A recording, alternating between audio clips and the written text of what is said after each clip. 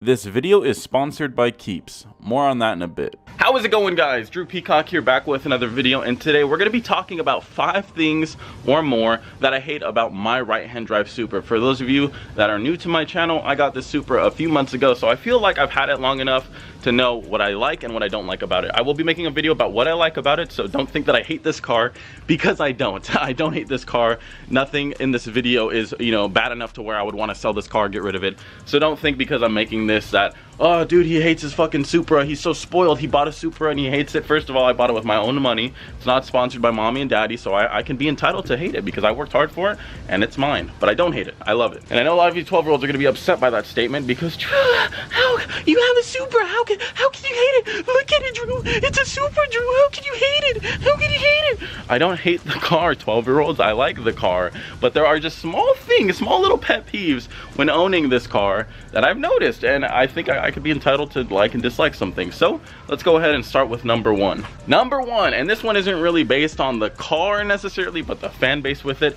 Everywhere you go, you hear, is that a Supra? Dude, two-stepping, dude, two-stepping. Is that a Supra? Everywhere you go, you hear that, and it is the most annoying thing ever. You can't go to a car meet, you can't go to get food, you can't go to a gas station without somebody yelling it at you, and then they come over and feel entitled to, hey dude, pop the hood, hey dude, can I sit inside, hey dude, can you two-step it for me, every single time. And I know, again, they're car enthusiasts, they like my car, they're appreciating it, but it gets annoying, and you're not Mr. Funny Guy when I pull up to the car meet and everyone's yelling, is that a Supra? It's not funny. Like, it's not a funny joke. It's cringy. When 30 people are yelling it, it's cringy. Holy shit, guys. Is that a fucking Supra? And how do I reply to that? What am I supposed to say? You know, it's a Honda Civic, actually. It's a Honda Civic. Number 2, now this one is kind of based on the car itself. If we come over really quick and we go to open the door, it's locked, and you would normally on a new car or a more modern car pull out a key fob and unlock it. On the 93 Supra, the car with the really expensive MSRP, nope, you got to use your key. You have to use it every time. Luckily it does unlock both. I don't know if it's just mine that didn't come with a key fob or if they're all like this, but you would think on a high-end car from the 90s it would have keyless entry. That and just some of the older tech of the car, the windows roll up and down really slow, the horn doesn't work. It just has some older tech that just, is a little bit finicky, but I mean, it works, but it is just an old 90s car, and that's just part of the thing that happens. But now, going on to number 3, we go into the interior. Guys, what's missing? What's missing from the interior, guys? Well, if you said cup holder, you are correct. The Supra has no cup holders. None, nada. That nice hot warm coffee you have, it's going right between your balls right there on that seat. It ain't going anywhere else because these seats, nothing in here has a cup holder. You can't put it anywhere. So that is another little thing. And you might be saying, Drew, okay, come on, man. Car doesn't have a cup holder. That's not bad.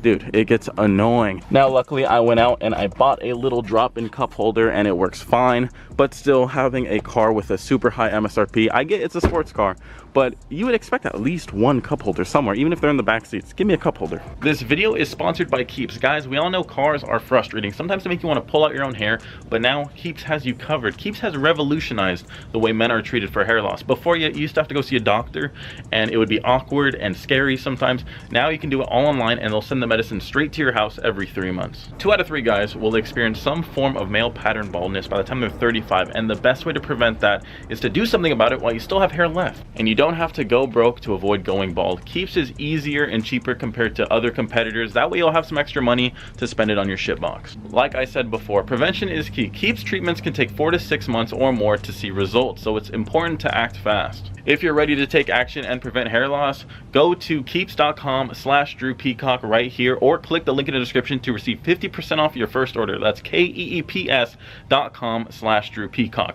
Go now, prevent hair loss. That way you can keep building your cars. Now, this next point is going to upset a few of you guys, but having the factory 1000 horsepower makes racing Hellcats and Demons and Lamborghinis just way too easy.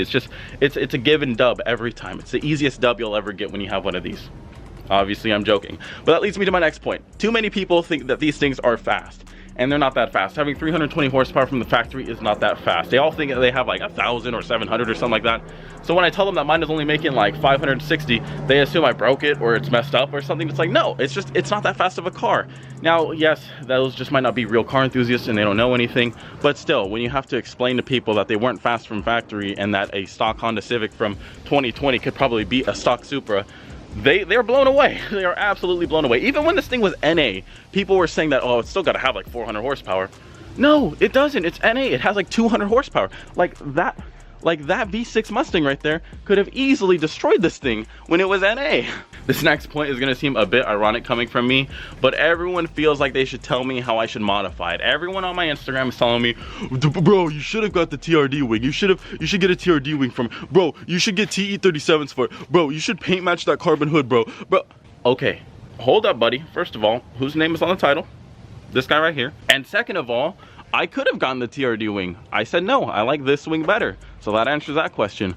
I plan on getting TE37s. I got these wheels first because I wanted to go ahead and modify the motor. I didn't want to drive around an NA Supra with TE37s. That would have been fucking silly.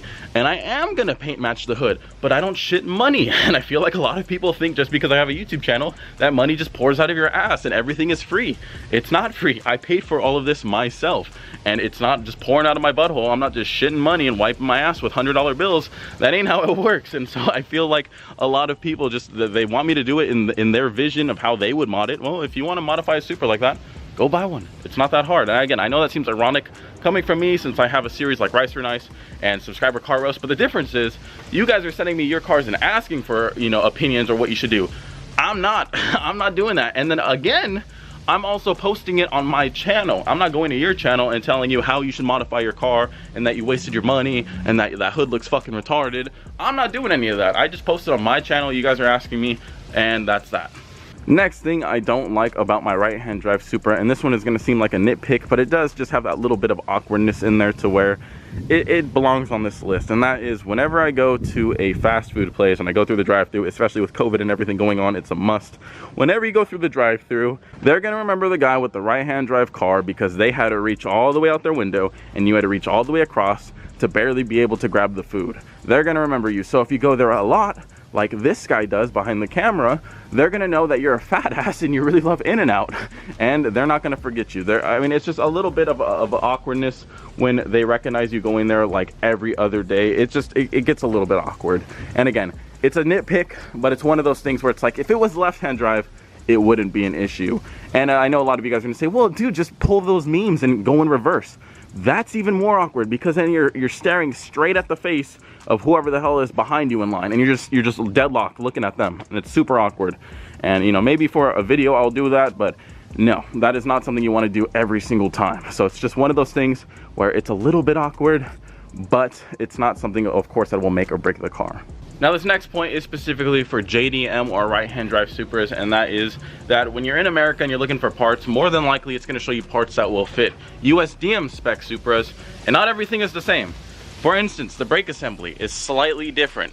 So if I go and I look at brakes, it might not fit. I'm not sure yet. I still have to do more research on that. Another thing is just something as simple as the throttle cable. It's one thing that we forgot when we were swapping it, and that is on a US Supra.